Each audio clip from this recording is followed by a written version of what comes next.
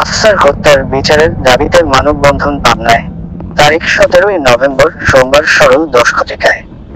পাবনায় 9 বছরের শিশু আফসার নামে শিশু মেয়েকে ধর্ষণ ও নির্মমভাবে হত্যা করায় সর্বোচ্চ বিচারের দাবিতে ও মাদকের বিরুদ্ধে জাতি ধর্ম বর্ণ দল মত নির্বিশেষে মানববন্ধন করেন পাবনার পাবনা প্রেস ক্লাব চত্বর থেকে পাবনার ডিসি অফিসের চত্বর শেষ হয়। আয়োজনে পাবনার সর্বস্তরের জনগণ ও মানবাধিকার সাংবাদিক ও প্রিন্ট মিডিয়া বিভিন্ন পেশাজীবী জনতা মিছিলে অংশগ্রহণ করেন।